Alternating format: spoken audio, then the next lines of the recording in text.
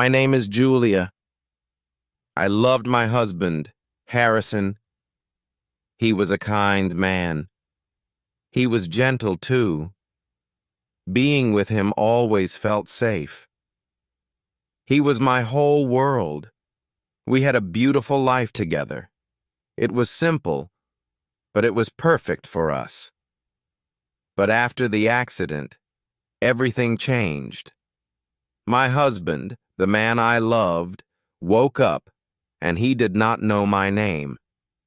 He looked at me with empty eyes and asked, "Who are you?"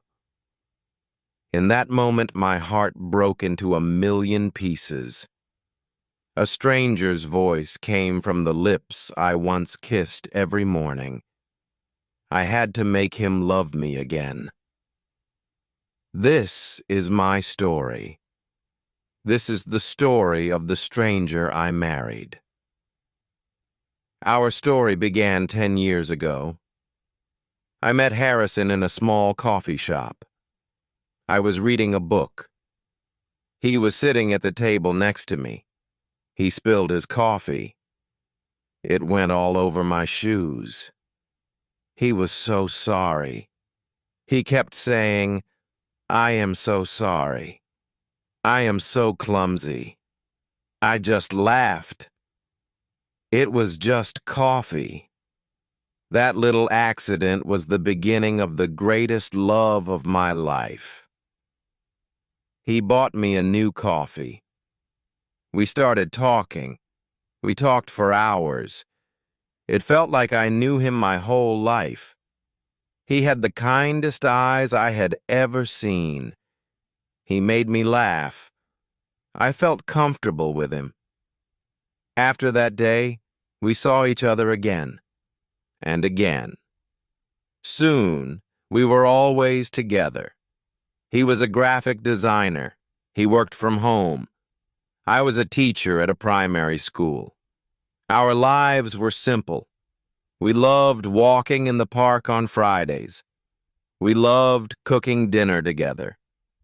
He was a terrible cook, but he always tried to help. He would burn the toast and we would laugh. Our house was small, but it was filled with love and laughter. I remember the day he proposed. We were at our favorite park. It was autumn. The leaves were pale and red. He was very nervous. His hands were shaking. He got down on one knee. He said, "Julia, you make my world a better place. I want to spend every day of my life with you." "Will you marry me?" I cried. I said yes, of course. That yes was the easiest word I had ever spoken. Our wedding was small. Only our family and close friends were there. It was the happiest day of my life. I looked at Harrison, my husband, and I thought, I am the luckiest woman in the world. For 5 years we were married. Every morning he made me coffee. He always put a little heart in the foam. It was his small way of saying, "I love you." Every night we talked about our day. We shared our dreams and our fears. He supported me. I supported him. We were a team. We were best friends. I thought our love was so strong. I thought nothing could ever break us. But I was wrong. It was a Tuesday. It was a normal day. I went to school. Harrison was working at home. He had a big project. He was a little stressed, but he was excited. He kissed me goodbye in the morning. He said, "I love you, Julia. Have a good day." I said, "I love you too. See you tonight." I never thought those could be the last words he would remember. In the afternoon, my phone rang. It was an unknown number. I answered it. A serious voice said, "Are you Julia, the wife of Harrison?" My heart started to beat very fast. I said, "Yes, I am. Is everything okay? The voice said, Your husband was in an accident. He is at the city hospital. You need to come right away. The world stopped. I could not breathe. It felt like the earth had slipped from under my feet. An accident. Harrison, it was not possible. He was at home. He was safe at home. I dropped the phone. My colleague saw my face. She asked, Julia, what is wrong? I could not speak. I just pointed at the phone. She picked it up. She talked to the person. Then she looked at me with sad eyes. She said, I will drive you to the hospital. The car ride was a blur. My mind was full of terrible thoughts. Please be okay, Harrison. Please be okay. I repeated these words again and again in my head. When we arrived at the hospital, I ran inside. I asked for my husband, Harrison. A nurse took me to a small waiting room. She said a doctor would come and talk to me soon. Waiting was the hardest part. Every minute felt like an hour. My hands were cold. I was shaking. I thought about our life. I thought about his smile, his laugh, his warm hands. I could not lose him. I just could not. Finally, a doctor came in. He looked tired. He had a kind face. He sat down next to me.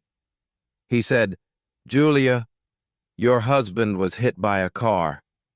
He was crossing the street. I started to cry. The doctor continued. He has a serious head injury. We did a surgery. The surgery was successful. He is stable now. He is alive.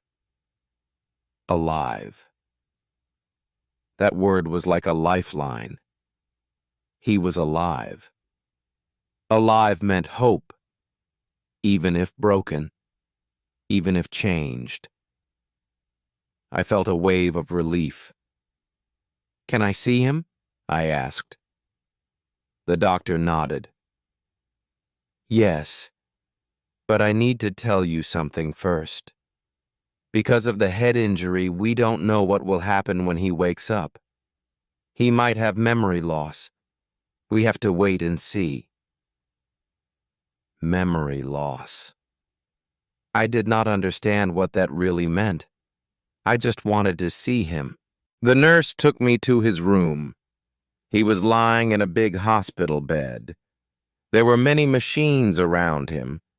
His head was wrapped in a bandage. He looked so pale, so fragile. I sat next to his bed. I took his hand. It was cold. I whispered, Harrison, it's me. It's Julia. I am here. Please wake up. I stayed by his side for 3 days. I did not go home. I did not sleep. I just watched him, waiting for him to open his eyes. Our family and friends came. They brought me food. They told me to be strong, but I felt so weak. My world was no longer outside those hospital walls. My whole world was in that bed, silent and still.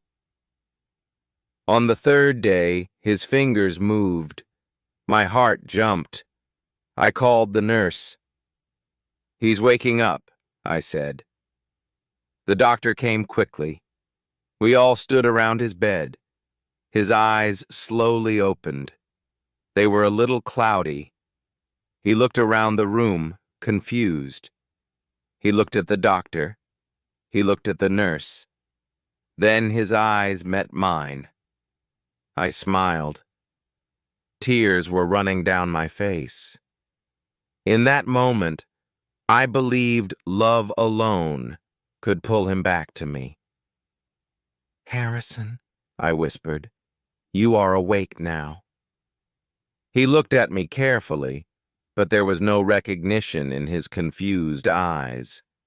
He frowned a little before opening his mouth, his weak voice sounding rough and broken. He asked the question that shattered my world and made me lose my breath completely. Who? Who are you? My smile disappeared. My heart stopped beating, and silence filled the heavy air. "What?" I said, my voice trembling. "Harrison, it is me, Julia, your wife." He just stared at me without emotion, then looked toward the doctor for guidance.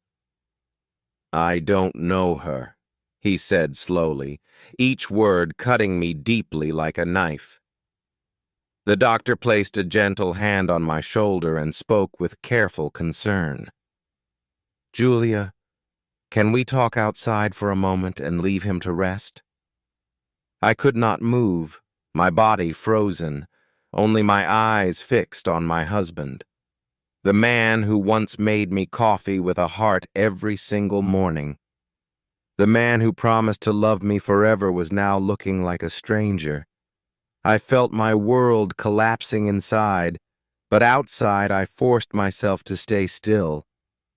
The doctor explained it quietly in the hallway, choosing his words with gentle care. The injury had damaged the part of his brain that held personal emotional memories. He said Harrison remembers general knowledge and facts, but not personal connections or loved ones. He knows his name is Harrison.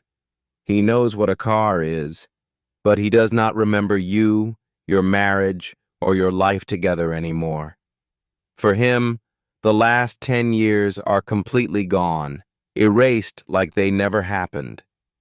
Gone were 10 years of our life, our meeting, our dates, our wedding, our home, all gone like a book with the most beautiful chapters cruelly torn out. The doctor said his memory might come back, but nobody could say for certain. It could take weeks, months, or even years to return, if it ever does. Or it might never come back, a possibility that crushed me harder than anything. Never was a word I simply could not accept, no matter what he explained. I went back into the room again, my legs shaking but my face steady. I tried to be strong, forcing a smile, although my heart was breaking silently.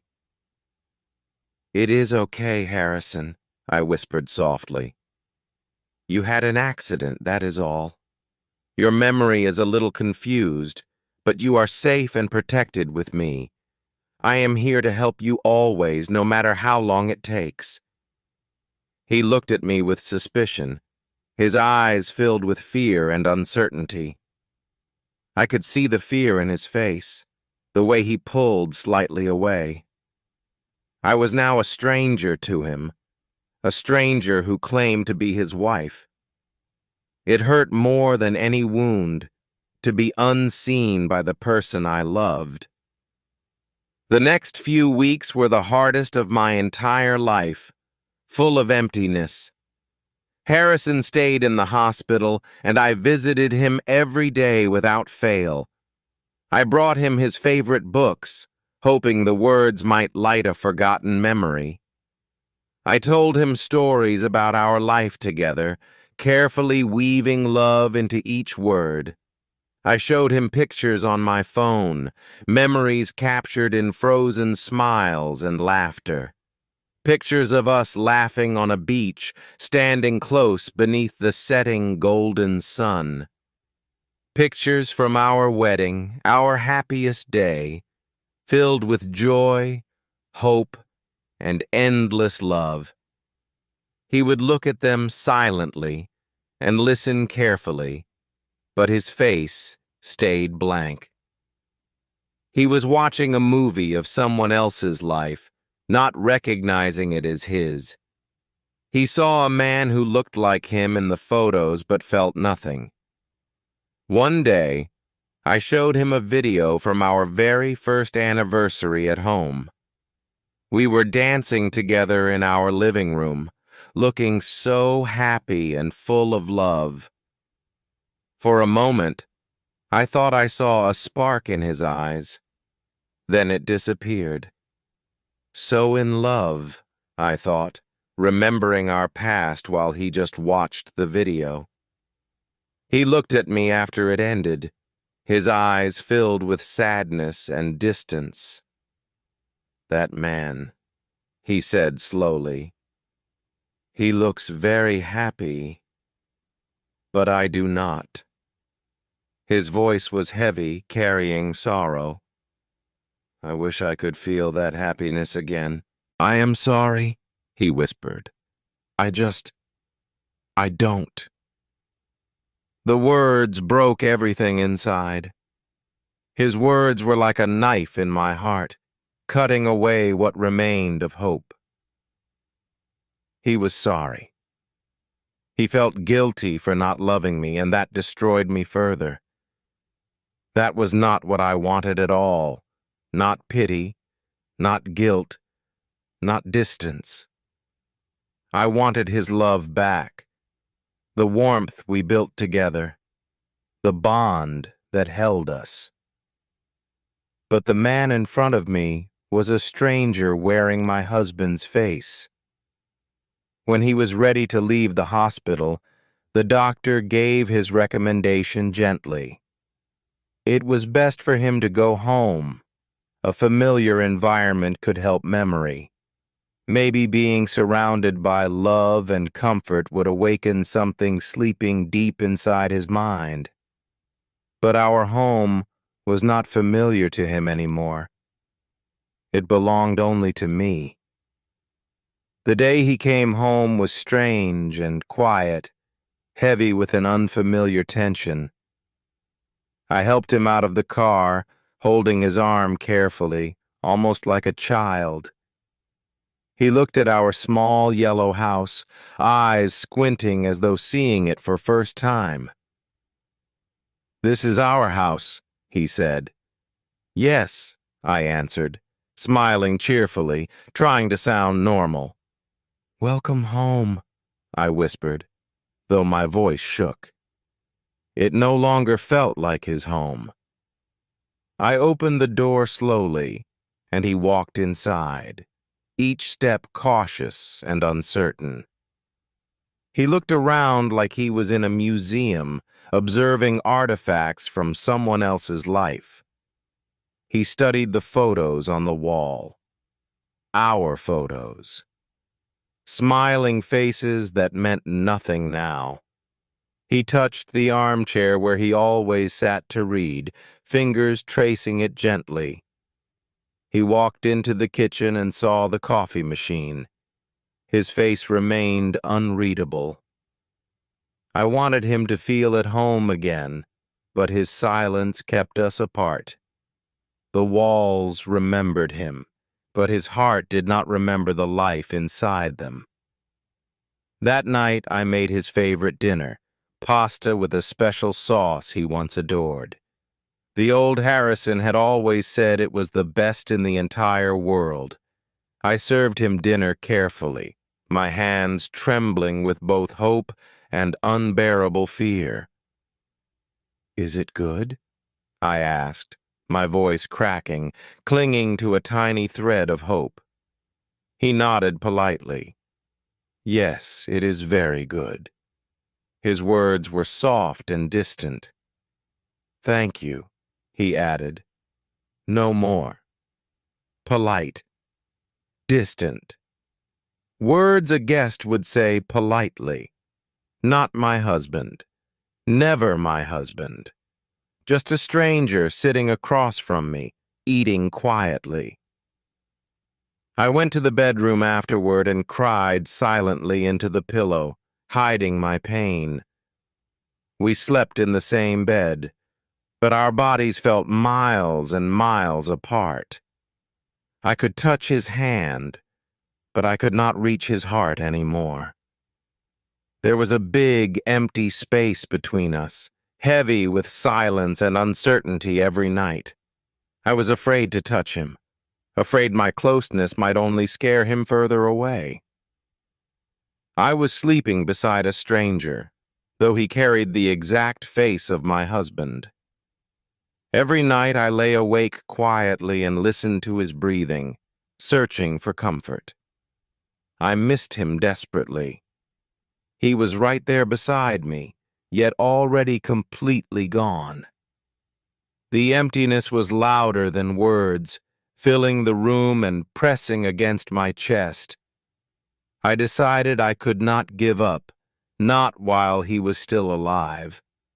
I had to try again. I had to make him remember our shared love. Or, if his memory never returned, I had to make him love me again. I had to start completely from the beginning, as though our story was unwritten. So, I started dating my husband again, rebuilding what was lost piece by piece. I tried to recreate our very first date, hoping to light a familiar spark. I asked gently, "Harrison, do you want to go to a coffee shop? The one where we first met years ago, where everything between us had started." He hesitated, his face uncertain. "I don't know, Julia," he said. "It feels strange." "Please," I said softly. "Let's just go for coffee, no pressure, just as friends." He finally agreed, and together we went to the little coffee shop again. We sat at a small table. I told him about that first day. I told him the story of how he spilled coffee all over my shoes. I tried to make it funny, laughing as though it happened yesterday afternoon. He smiled a little. It was small, but it was still something important. "You were clumsy," I teased gently. "Yes, I was clumsy, huh?" he replied. "Yes," I said, "but very charming." He looked at me thoughtfully, almost curiously. For a second I saw a spark in his eyes. Just a spark. It was tiny, but it gave me hope, enough to keep trying again. I took him to all our special places, hoping something would awaken his heart. The park where he proposed, the cinema where we watched our very first movie. I told him all the stories attached to those places, weaving our history gently. He listened patiently, never once asking me to stop, though his silence was heavy. But he was always quiet, his thoughts hidden. I could not tell what stirred. Was he remembering anything? Was he feeling anything? I desperately searched for tiny signs. Our friends and family tried to help, bringing memories, laughter, and stories into the room. His parents came to visit, their faces glowing with both hope and sadness together. His mother hugged him tightly, tears streaming down her face. "Oh, Harrison, my son." He was polite to her, but her warmth did not touch his memories. Our friends came over for dinner, sharing funny stories to try to make him laugh. He would smile occasionally, but the joy never reached deeper than his polite surface. He felt like an outsider, a guest listening to stories about another man's life. One evening, my best friend Sarah came over and found me crying in the kitchen. She hugged me tightly, her arms strong, her eyes full of compassion and pain. "Julia, this is so hard," she whispered gently, her voice breaking for me. "I don't know what to do, Sarah," I sobbed, my voice shaking uncontrollably. "I feel like I am losing him every single day, piece by painful piece. He is polite. He is kind. but he is not my Harrison anymore. The man I love is alive, but the love we built feels buried deep. He is a stranger now, I whispered, the words hurting as they left my mouth.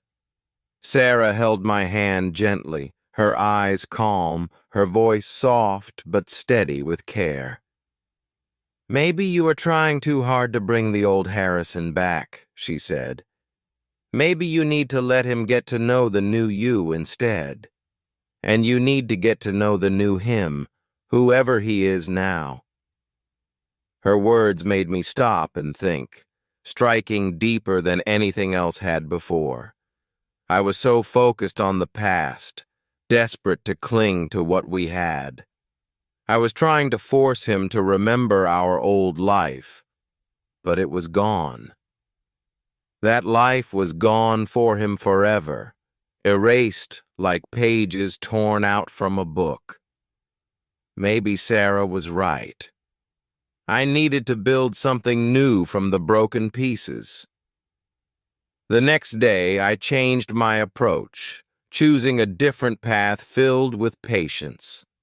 I stopped talking about the past so much, even though it hurt me deeply. I started talking about the present instead, the things happening right now in our life. I told him about my day at school, the funny things my students said. He listened carefully, and this time he asked questions with real curiosity in his eyes. "What is the name of the funny student?" he asked with genuine interest. "What do you teach?" he wanted to know, his voice softer than before.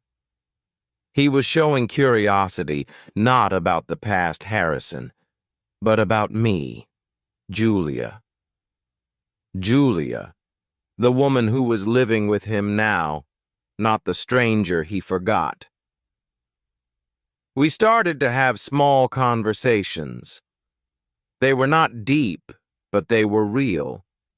We talked about the weather, sometimes dull, but still a sign of connection growing. We talked about the news, stories from the world neither of us controlled. We talked about a movie on TV, laughing lightly about the silly scenes. It was slow. It was painful sometimes. But still, it was a fragile start. One Thursday, I was in the garden, my safe place, planting flowers for peace. I love gardening because it helps me relax when my heart feels too heavy. Harrison came outside quietly, just standing there and watching me with silent curiosity. I smiled at him, the sunlight warm. "Do you want to help?" I asked. I did not expect him to say yes, but to my shock, he did. "Okay," he answered simply. "What should I do?" His voice carried a spark of willingness. I was surprised, but I showed him gently how to plant some small flowers. His hands were clumsy, movements awkward, and dirt quickly spread all over his clothes. He looked at his dirty hands for a moment, then suddenly, he laughed. A real, genuine laugh escaped his lips, the most beautiful sound I had heard. My heart melted instantly, and tears almost filled my eyes as I laughed too. For a moment it felt normal again, familiar, soft, like us before everything broke. That tiny laugh gave me hope, more powerful than any memory he could regain. After that day, things began to change slowly, step by step, little by little. He started spending more time with me, sitting in the kitchen while I cooked. He would watch me quietly, eyes following every movement, as if learning who I was. Sometimes he would try to help, though he was still a terrible, clumsy cook. He still burned the toast almost every time, but now we both laughed together. He started working on his graphic design again, rediscovering a part of himself he loved. He had lost his clients and his projects, but he slowly picked up the pencil. He started drawing again. His style was different now, but still so deeply beautiful. I would watch him work, my heart softening, feeling proud of every line he created. Even without memories, he was slowly becoming someone I could love all over again. He was so focused, so passionate, and I was seeing a brand new side of him. A side that felt different, but still a side I found myself loving deeply. One afternoon, I came home from school exhausted, carrying the weight of a hard day. I sat on the sofa, closed my eyes, and let silence wrap around me. A few minutes later, I felt a warm cup being placed into my hand. I opened my eyes slowly and saw Harrison standing there, holding coffee for me. "You look tired," he said softly. "I made you coffee." His voice was gentle. I looked at the cup carefully. In the foam was a shaky, imperfect heart. A wobbly, uneven heart, but still a heart. Tears filled my eyes instantly with warmth.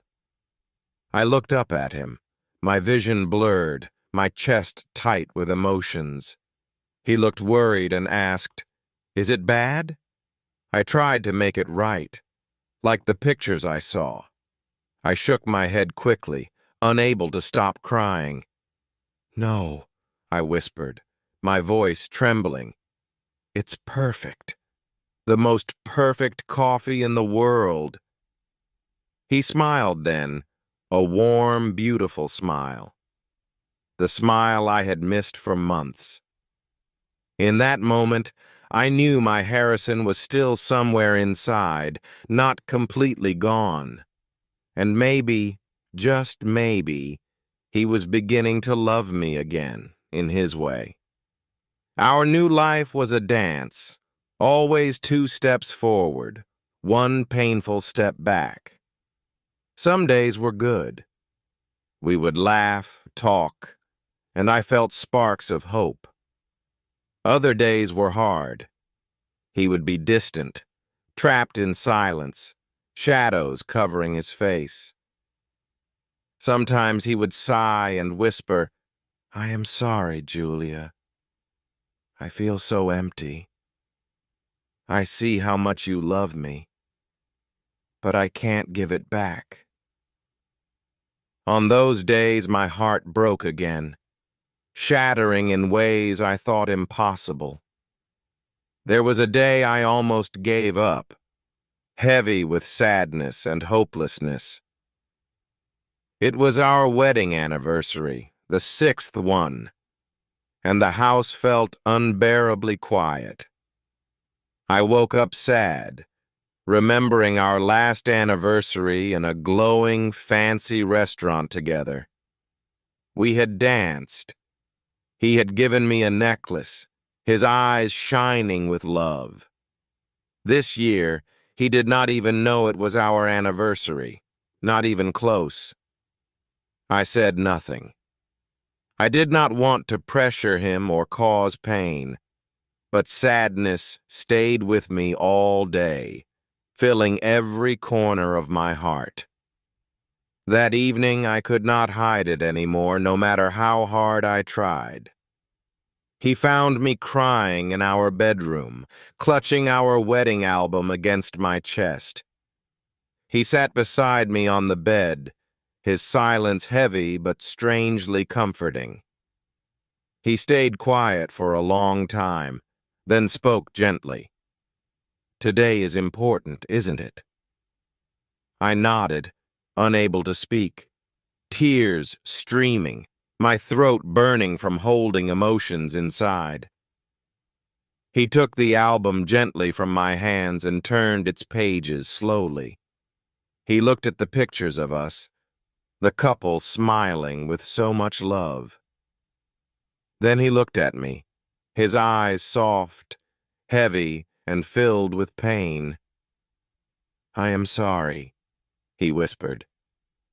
"I am so sorry I can't remember this life. I am sorry I am not him, that man in the pictures with you." His words broke me, but his honesty also tied me closer to his soul. I am living in his house. I am sleeping in his bed every night. I am with his wife, but I am not him, he said quietly. "Julia, maybe you should be free. Free to find someone who can love you. Someone who can love you the way you deserve, because I am not him." "I am just a ghost," he whispered, broken, his voice trembling like shattered glass. His words pierced my heart deeply. He was letting me go, giving me freedom. I looked at him, this kind, lost, broken man sitting in front of me, and I realized something powerful. I did not only love the memory of old Harrison, I was falling in love with this new Harrison too, despite his sorrow. The one who was trying so hard, even when his heart felt completely empty. The one who carried so much guilt but still cared about my happiness deeply. The one who thought about me, even when his own pain was unbearable. In that moment, I saw love not in memories, but in his brokenness. I took his face in my hands, pulling him close, refusing to let go. I looked straight into his eyes and said, "Listen to me, Harrison. I loved that man in the pictures, with all of my heart always. But I am also starting to love the man who is here now. The man sitting in front of me today. The man who still worries. The man who makes me coffee with a wobbly heart drawn in foam. The man who gets dirt on his clothes when planting flowers in the garden. I don't want to be free from you, Harrison. I never will. I want to be with you. You, exactly the man you are today." He stared at me with wide eyes, tears slowly filling and threatening to fall. "But I don't remember loving you," he said, his voice full of sorrow. "I know," I answered softly. "So let's make new memories together, starting from today." "Hello, my name is Julia," I said playfully. "It's very nice to meet you." A small smile appeared on his lips, soft and hesitant but undeniably real. He took my hand gently. "Hello, Julia. My name is Harrison," he whispered. "It's very nice to meet you too," he added, his voice warm this time. That night was a turning point, the moment our story finally began to change. We decided to stop dragging the past back and instead build a future.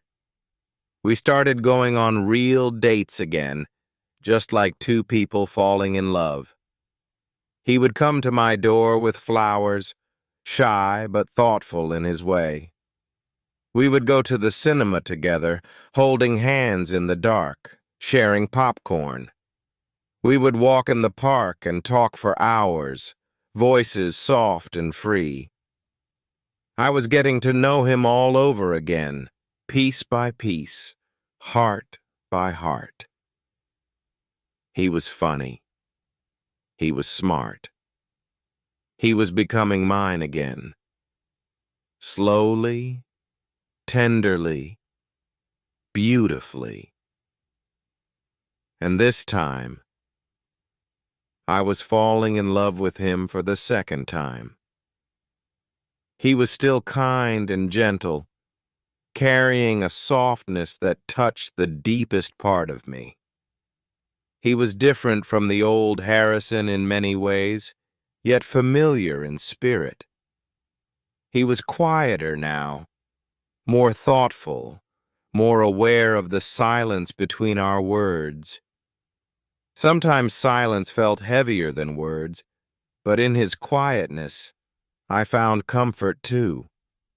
I loved this version of him just as much, maybe even more than before. He began to open up slowly, like a locked door finally giving way to light. He told me about his fears, about waking up in a life he didn't know.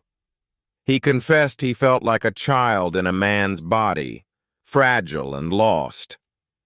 I listened carefully, holding him close, telling him softly that he would never be alone. One evening we sat on the sofa together, watching a romantic comedy with easy laughter. The couple on the screen kissed, and I glanced at Harrison, catching his steady gaze.